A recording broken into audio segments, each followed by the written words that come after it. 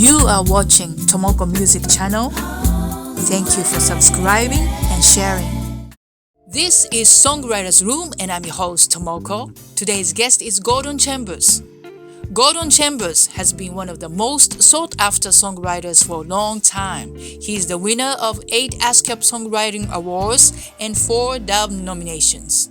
He was written for numerous major recording artists, including Aretha Franklin, Whitney Houston, Anita Baker, Yolanda Adams, Beyonce, Brandy, Trey Songz, Usher, Jamie Foxx, Gladys Knight, Chaka Khan, Patti LaBelle, Mark Anthony, and young singers such as Karina Pageant and Tori Lanez. Gordon is also an accomplished singer with 4 solo albums. His latest CD, Surrender, features Grammy winner Layla Hathaway and Grammy nominee Eric Roberson. Now please enjoy his mini live performance of the song he wrote for Brownstone, If You Love Me.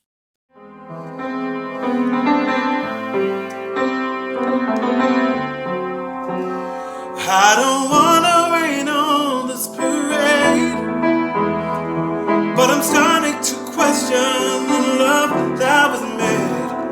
Not looking for just an affair, but a love that is based on the truth, not just dare. You will not hurt my pride if right now you decide that you are not ready to settle down.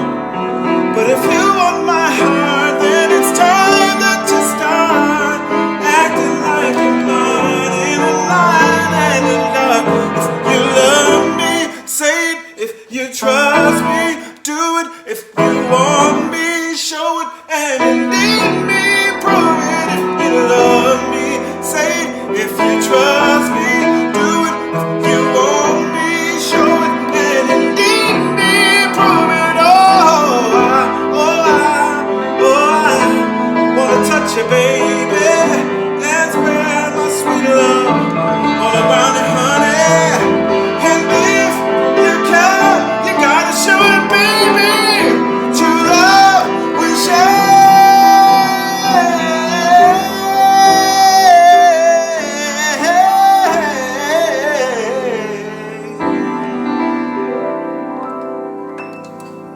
Thank you so much.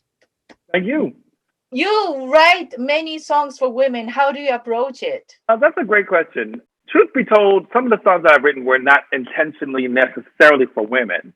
I sang the demo of If You Love Me. I sang the demo of I Apologize for Anita. I sang the demo of Missing You for Brandy Tamia, Gladys Knight, and Chaka Khan. That one was by request for a sort of a women-centered film from Set It Off with Queen Latifah and Jada Pinkett. But when I'm writing, I don't necessarily ascribe to the theory that there are female emotions and there are male emotions.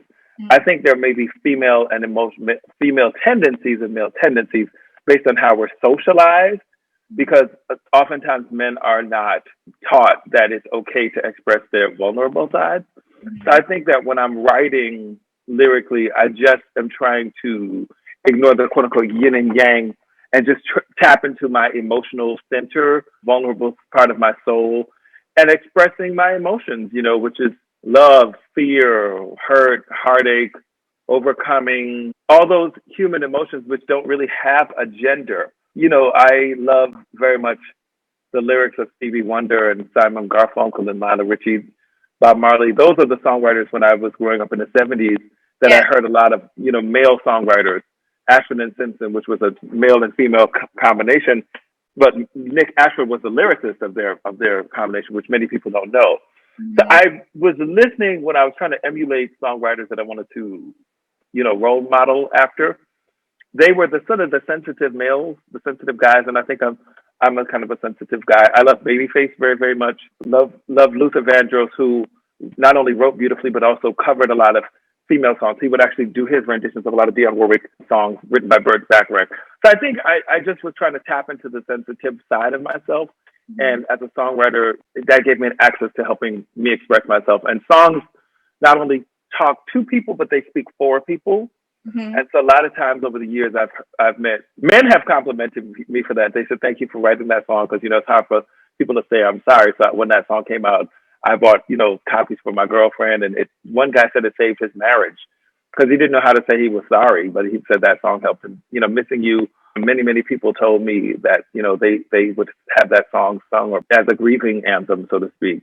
And If You Love Me, a lot of women say that song really helped me communicate to my boyfriends, how I was feeling inside, like I wanted to be claimed. I wanted you to sort of not make me know that I'm your woman and I'm important to you. So I'm just happy that the songs have done for all genders what they were intended to do. Yeah, I think you are a sensitive man. That's why you don't have to try hard. So I heard that you didn't go solo until Whitney Houston encouraged you to do it. Could you tell us about that? Yeah, I mean, I always wanted to write and sing, but it wasn't something I was regularly pursuing, so to speak. And I did have a couple of major label record deal offers that didn't work out, something politically, like at the last minute, kind of like the deal didn't go through. And so I kind of was like, maybe this is not necessarily for me. I've tried it, maybe it's not my thing. I kind of put that desire on the back burner. And then once I was actually producing a session for Whitney Houston's Christmas album, producing the title track, One Wish, I was telling Whitney I needed her to sing this higher note. And I was like being really strict and demonstrative because we were on a time crunch. I'd say, Whitney, no, you got to sing the note like this. She says, I think you want to do what I do, baby. And if that's what you need to do, then that's what you need to do. And she said it real quick. And she said it just like that. That's what kind of put that spark back in my spirit. Started talking to my producer friends like Troy Taylor and Barry Eastman and an engineer, Prince Charles Alexander, that I've worked with, and said, listen, guys, I think I want to give this a shot as an independent, don't have a lot of money, can't, write you the kind of check that sometimes the record labels have written for us as producers, but I think I want to just give this a shot and put this out, and reached out to people that I knew from the industry. And everyone said yes. Everyone was really like, if this is what you want to do, Gordon, go for it. Really, people were very, very supportive and made that first album, Introducing Gordon James, which did very well in Japan. Thank you, Japan, for always supporting me in everything that I've ever done. Songwriter, as a producer, as a coach, as an artist, as a touring artist, Japan has always been there for me and has always shown me lots and lots of love. And that's when I released the first solo album in 2005. It's the 15th anniversary of the Introducing Gordon Chambers. And then after that came Love Stories. And then after that, Sincere. And the most recent album is Surrender. Fantastic. You have a beautiful brownstone house in Brooklyn, but you had a major fire 2016 on a Valentine's Day, and it burned your whole house down. You had to rebuild from scratch. How did that experience change you? Oh wow, that was a very profound experience, very fearful experience. Because I was sitting here at home, chillaxing, eating a roti and drinking a glass of wine and just relaxing. And then all of a sudden, it was a big fire, so I could have died in the fire had I been asleep like one floor down, and just, it could have killed me. What was the cause? Brownstones are connected, the houses are connected. So the fire actually, something was a malfunction in the fireplace next door. So the fire sort of came through the house next door, and their house didn't burn at all. So it just was this freak accident that, it just shows you how life can change in a flash. But I was very grateful to be alive. But that night, my neighbors came in full force and rallied around me. It was really cold, and it was winter. It was like 12 degrees. And I had on basically pajamas and slippers. They literally came and put coats and shoes on my feet and made me hot chocolate because I was really in trauma and shock. And friends that heard about it came by my side, and they were real daredevils. I really appreciate them. For coming that night. Phaedra, Brett, Tony, Chris, Carl. I remember I want to call their names because they came that night. And SJ. It was very traumatic, but it's a time that I look back, and mostly what I remember about it is the good now. And I remember the community rallying around me. My Aunt Joy let me stay in her house for about 5 weeks until I got my first insurance, sort of check to, keep me afloat too. And then I found a temporary apartment. A friend, Ebony, helped me rent this apartment that was right around the corner, and we started working on the house for over 2 years.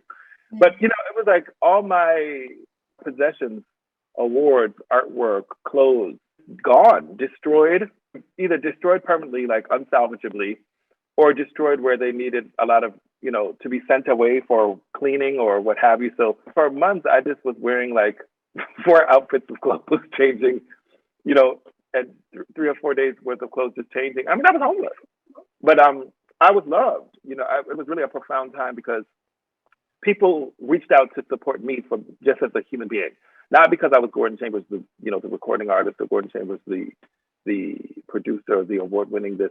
It was very human. My family, my friends, and neighbors just rally around me as a human being. And I think that for so many years, pursuing my gift and my craft and opportunities and networking and working so hard at what I do, it was a time of, it wasn't about that. It was about me as a human being very, very human at the time. So I got through it. And then there was an album that I had started working on over time, like slowly but surely, years prior.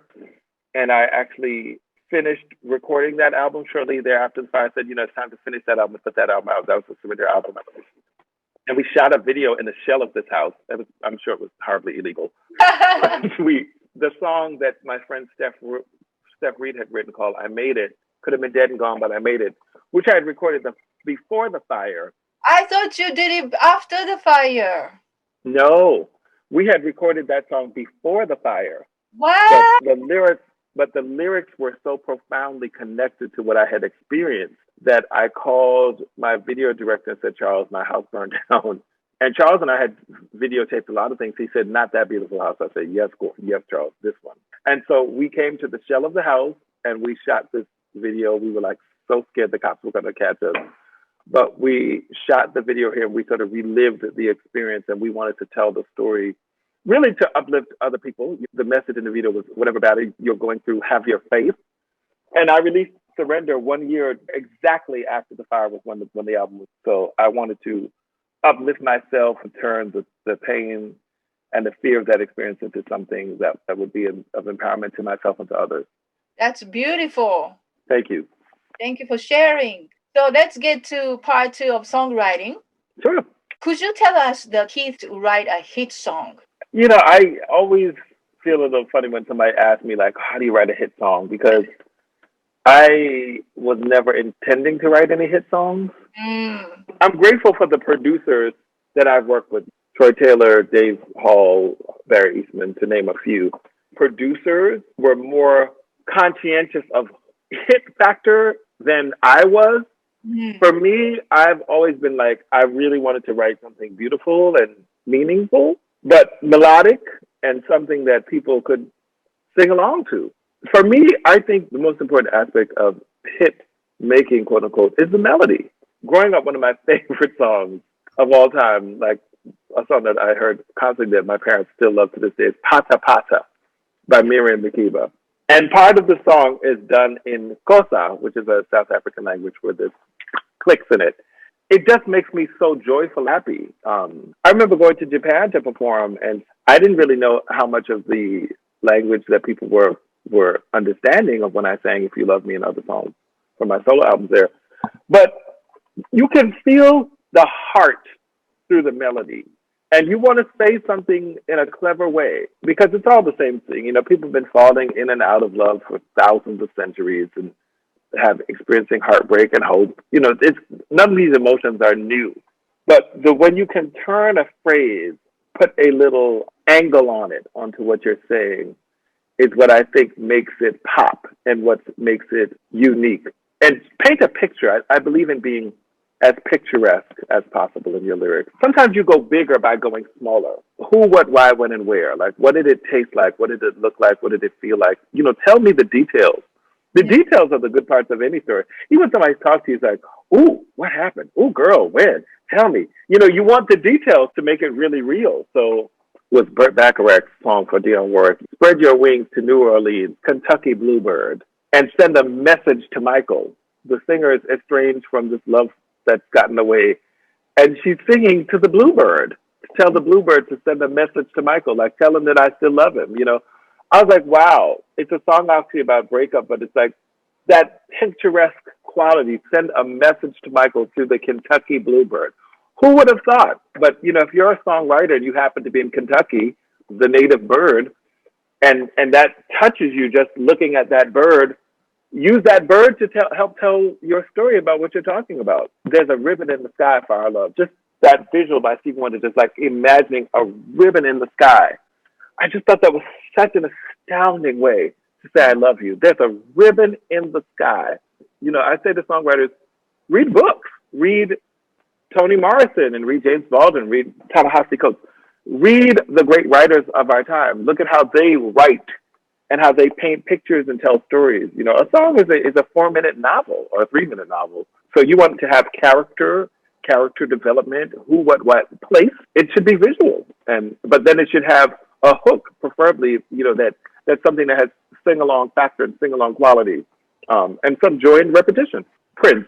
She wore a raspberry beret. I think I love her. Brilliant. Because when you fall in love with somebody, it's the quirky things about somebody that you fall in love with it. Yeah, you want somebody who's good-hearted and all of that, but sometimes love is very simple. And it's just like, it could be the quirkiness of somebody who wears a raspberry beret. That's very human because that's the quirk that makes you fall in love with somebody. So those are the things you want to capture in your song. Great. So when you work with someone like a Dave Holly, does he give you a track and you write on it, or you already have the song right and give it to him? Yeah, Dave Hall and I worked together a lot of times where he gave me tracks. Like for If You Love Me, he gave me the track.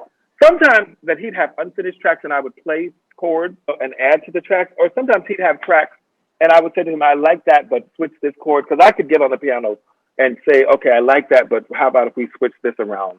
And likewise with lyrics. Like sometimes when I'd show him lyrics that I'd write to the tracks, he'd be like, okay, I like that, but say this instead of that, or that could be the hook instead of the verse. Or it was kind of like we stayed in our lanes for the most part, but we got involved, because it had to feel, the track had to feel good to what I was doing lyrically, and the lyric had to feel good.